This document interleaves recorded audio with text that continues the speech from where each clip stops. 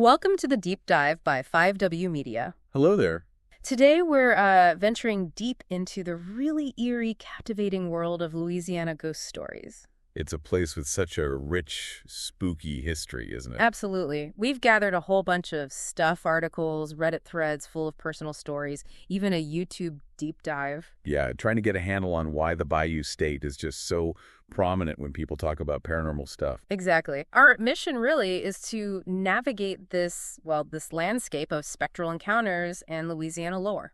And hopefully figure out what makes these stories stick around and maybe what they tell us about the culture itself. You know, what really jumps out is just the sheer amount of material. Oh, definitely. Yeah. You've got everything from modern urban legends popping up online Right. to folklore that's centuries old, passed down through families, and then these very personal accounts from people who are convinced they've seen something. It really suggests this long, evolving relationship between Louisiana folks and, the spectral. Yeah, it does. Okay, so let's kick things off with some of the more recent tales, these urban legends that the radio station 97.3 The Dog shared. Okay.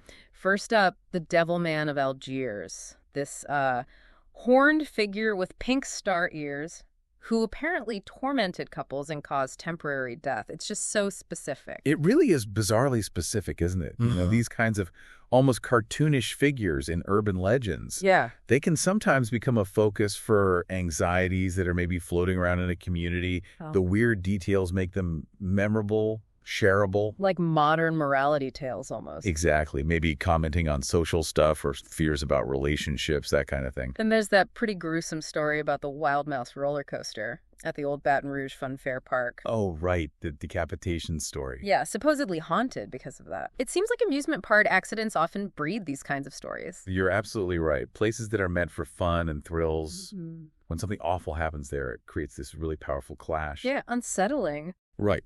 The idea that trauma could leave a permanent mark on a place designed for joy, well, it's disturbing, and it makes for a compelling story, even if it is macabre.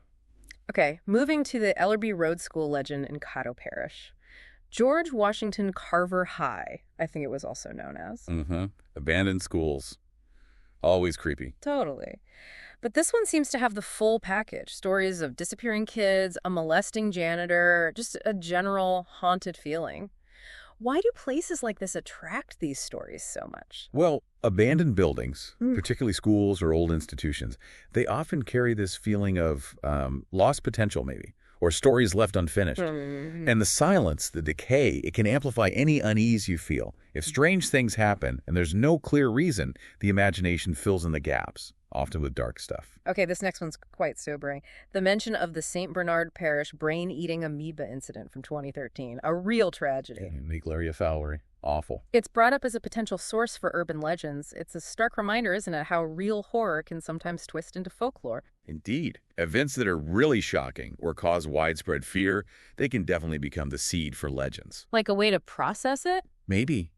Or a way to warn people about unseen dangers, even if the story gets distorted over time. Beware the little people. That seems to be the takeaway from the legend of the Grunch in New Orleans. Ah, yes. The exiled, ridiculed individuals who supposedly turned evil and tortured animals. This one feels like it has roots in, historical prejudice. Yes, definitely. The Grunch legend is a pretty stark example of how societal bias and marginalizing groups can unfortunately seep into folklore, often in disturbing ways. A real cautionary tale about fear and misunderstanding. Absolutely. LSU even has its own spooky rumors, tunnels under the campus. Right. Supposedly housing secret military bases, CIA offices. And haunted by the builders of the campus mounds from 5,000 years ago. That's a haunting with some serious history behind it, if true. Yeah. You know, the appeal of secret places, hidden histories, it's common in legends about big institutions. And adding the ancient mound builders, that brings in this sense of, primal spirits connecting now to a really distant past. Adds a whole layer of mystery. Okay, the Spanish Moon Bar in Baton Rouge, now a music venue, right? Yeah, I think so. Apparently, it was used as a temporary morgue during the Great Mississippi Flood of 1927. And now, stories of hauntings. Makes sense. Places with that kind of history, that much suffering, they often attract these tales. The scale of that flood must have just left a mark. Absolutely. Locations that witness widespread trauma or loss, like that bar during the flood, they're often believed to hold on to some kind of energy. Yeah. Or even the spirits themselves. These stories show how big historical events can just imprint themselves on a place's memory. And naturally, we have to talk about the classic Louisiana creature, the rougarou. Can't talk Louisiana folklore without the rougarou. The half-man, half-beast from the swamps looking for blood. And the advice is simple. Be good, and if you get scratched, keep your mouth shut. Right. It's Louisiana's own unique spin on the werewolf myth. A real cornerstone, isn't it? Precisely. It draws from the French loup-garou, Yeah. but it's so deeply tied to the local culture, the swamps. It works as a scary story character to keep kids in line, but also as a symbol of the wild, untamed bayou. Well, that leads us perfectly into the Cajun folk tales shared on Reddit. There was a user, Girl in the Golden Boots. Oh yeah, doing thesis research? Exactly. Looking for personal and family stories about the rougarou, foufoulets, that kind of thing.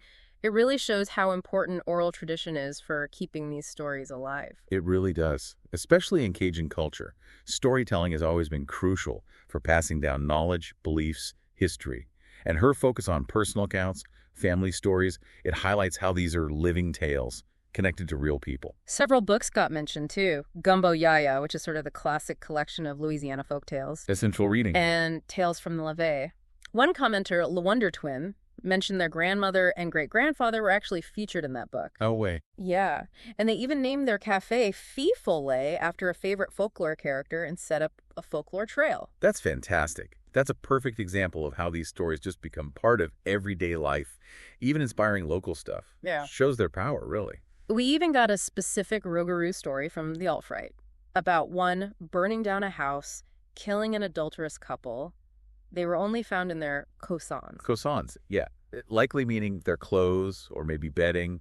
It's a very stark story, isn't it? Very moralistic. The rougarou as, like, supernatural justice. Right, acting as an enforcer of social rules, traditional values in that tale. And another key book recommended was Cajun and Creole Folktales by Barry Jean Anslet. Shows the academic side trying to preserve and understand it all.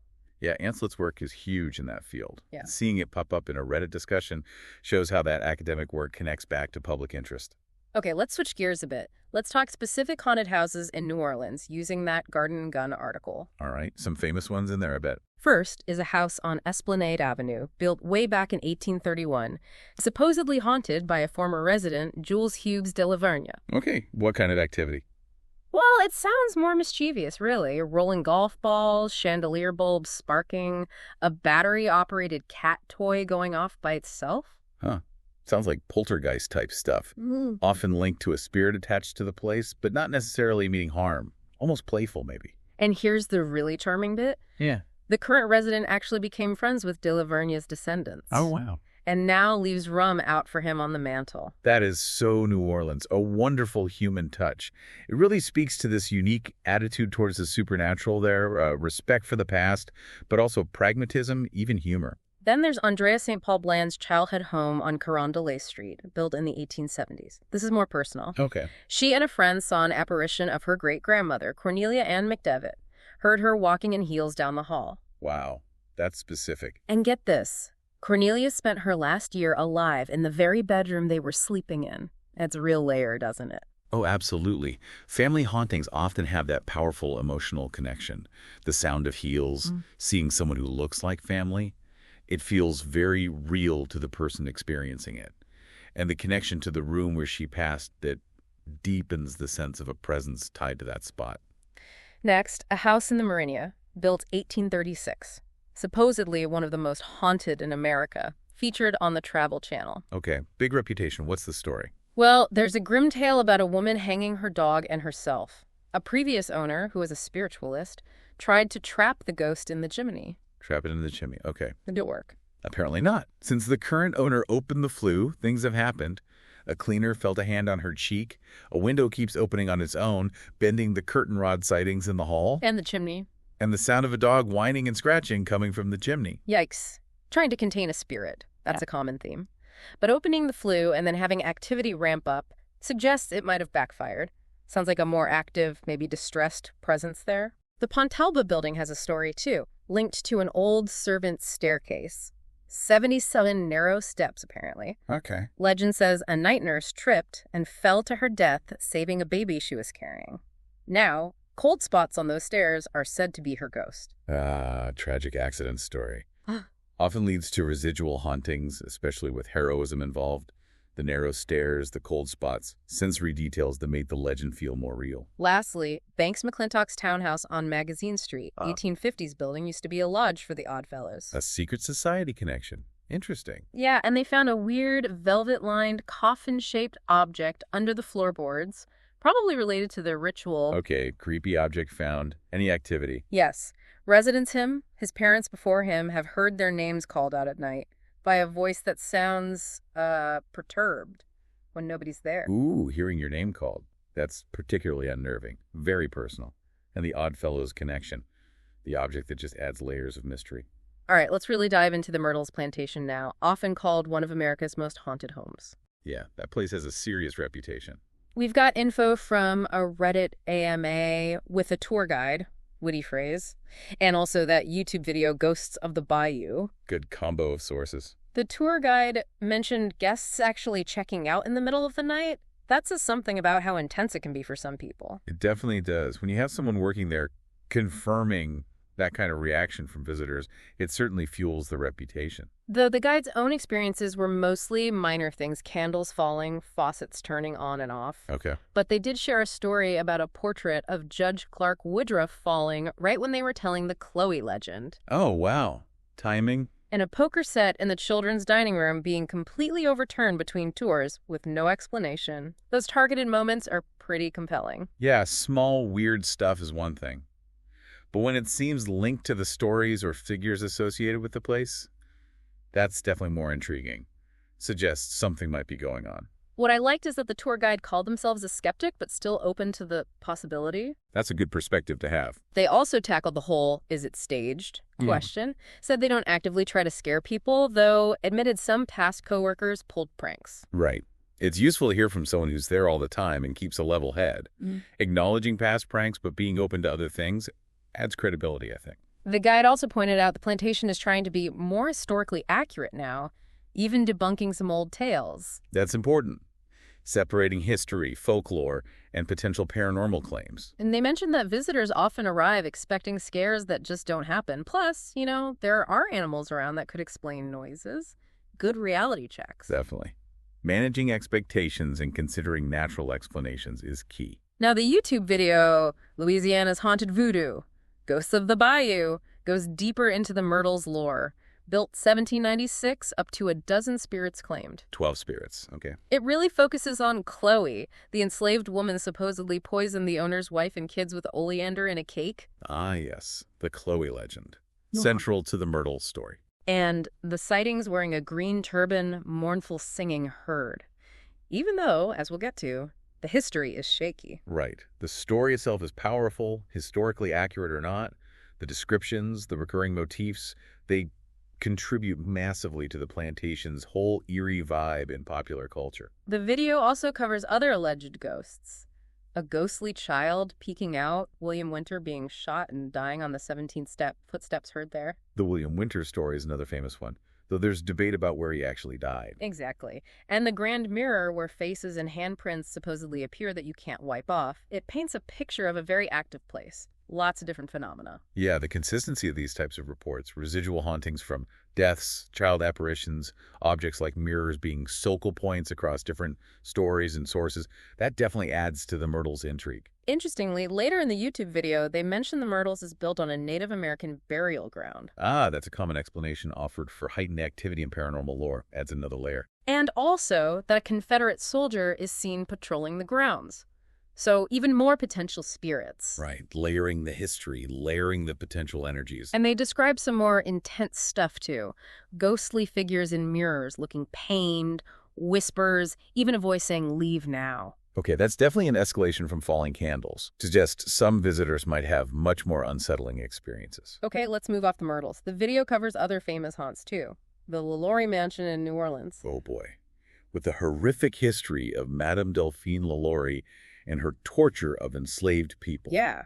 And the reported phenomena, agonizing cries, chains rattling, shadowy figures, they seem to tragically echo the documented atrocities that happened there. The haunting reputation of that mansion is completely tied to the real, documented suffering inside. It's a deeply disturbing connection between history and paranormal claims. St. Louis Cemetery #1 also gets featured. Focus on Marie Laveau, the Voodoo Queen. Offerings left at her tomb, sightings of her in a white turban. Right, and the legend of knocking 3 times to ask for a favor. Plus the ghost of Henry Vignier, the sailor looking for his lost tomb. Cemeteries are natural hotspots for these stories, aren't they? Absolutely. As final resting places, sites of memory. It makes sense stories of lingering spirits would cluster there. The Marie Laveau legends perfectly blend voodoo traditions and ghost lore, which is so New Orleans. And the lost sailor is just this sad, searching figure. The old Absinthe House on Bourbon Street, linked to the pirate Jean Lafitte. His ghost supposedly hangs out at the bar. Apparently, along with glasses flying, chairs moving, phantom piano music, history and hauntings mixing with the nightlife. Yeah, historic bars, especially ones tied to legends like Lafitte, often get their own ghost stories. The activity reported there kind of fits the atmosphere that the pirate shadow sounds from another era. Then there's the Manchac Swamp, called the Haunted Swamp. The Julia Brown legend, the voodoo priestess. That's the one, who supposedly predicted her own death and the hurricane that hit on the day of her funeral in 1915. A powerful story. Her spirit's said to drift through the swamp. You hear haunting singing. Plus other spectral stuff like ghostly figures, icy grips, remnants of the old town of Freer. Swamps are just inherently atmospheric places for these tales. Definitely. The Manchac legend perfectly weaves together local folklore, a natural disaster, and this powerful voodoo figure. Julia Brown's story? The idea of a vengeful spirit tied to the land, it's genuinely haunting, and the ghost town echoes just add to the tragedy. The Gardet-Lapritre Mansion, the Sultan's Palace, it has that dark, unsolved murder mystery. The Turkish Sultan and his entourage, who were all slaughtered, right, except the Sultan himself, who was supposedly buried alive. Yeah, gruesome stuff. And the purported hauntings fit. Ghostly sounds of Eastern music, the smell of incense, shadowy figures in robes seen at windows. Unsolved crimes, violent deaths. They often fuel haunting stories. The spirits are seen as unable to rest. And the specific details here, the music, the incense, directly reflect that unique, tragic history. Lafitte's Blacksmith Shop Bar, another Jean Lafitte spot. One of the oldest buildings in the city. He really gets around, doesn't he? Ghost-wise. Seems like it. His ghost here supposedly has red, glowing eyes. Plus shattering glasses, cold touches, a sad piano playing. Lafitte's enduring presence in the folklore of multiple places just shows his legendary status. Maybe some lingering energy from a life lived on the edge. The glowing eyes sound a bit more intense, though. The Andrew Jackson Hotel, built on the site of a boarding school fire in 1794 that killed 5 boys. Oh, tragic. So child spirits. That's the story. Their spirits play pranks, kids running, giggling, but also more poignant sightings, like a pale, sad boy seen at a window, lights flicker, objects move. Child spirit hauntings are often really heartbreaking. That mix of playful energy with the underlying tragedy. It creates a strong emotional chord in these stories. And lastly from the video, the Bourbon Orleans Hotel. Started as a ballroom, then a convent and orphanage. Right, where many children and nuns died during a yellow fever epidemic. So the hauntings reflect that history. A ghostly dancer in the ballroom, a nun seen walking the halls or praying, and the sounds of children laughing and playing. Another place where heavy history seems to linger. Yeah, the Bourbon Orleans varied past celebration, then immense suffering from disease, provides a backdrop for all sorts of ghost stories. The different figures seen probably relate to those different chapters of the building's life. Okay, let's circle back quickly to the rougarou itself, using that Wikipedia entry. Right, the basics. It confirms the link to the French loup-garou, the werewolf, and how widespread it is in Cajun communities. The description, human body, wolf or dog head, seems pretty standard. Yeah, the European roots are clear, but how it lives on and has its own unique trace in Louisiana shows how folklore adapts to local places. Wikipedia also mentions how the legend was used to scare kids into behaving. A classic use for monster stories. And that really specific variation about it hunting Catholics who break Lent. That is fascinatingly specific. Shows how folklore can reinforce social norms, religious practices, cultural stuff within a community. The Lent thing is a great example of local beliefs mixing with tradition. The blood-sucking part. The 101-day curse transferred by drawing blood. And needing 13 small objects by the door because it can't count past 12. Right. Those are unique Cajun twists on the werewolf idea. The counting thing is kind of charmingly specific. Totally. It shows the local flavor added to the old myth.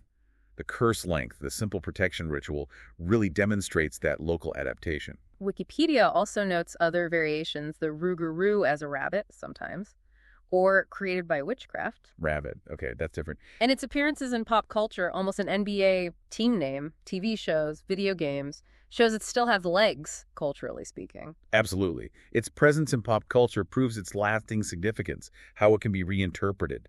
The different versions just highlight how flexible folklore is. Okay, nearly there. We also found info on the Destrehan Plantation Haunted Tour just outside New Orleans. What's the focus there? It's an interactive nighttime history tour, partnered with NOLA Ghostwriters. They focus on the 1811 slave revolt and other ghost tales from the plantation. They even use paranormal investigation gear like K2 meters and spirit boxes. Blending history with ghost hunting. That's a growing trend in heritage tourism. Focusing on major events like the revolt and using modern tech offers visitors a different kind of experience, multi-layered.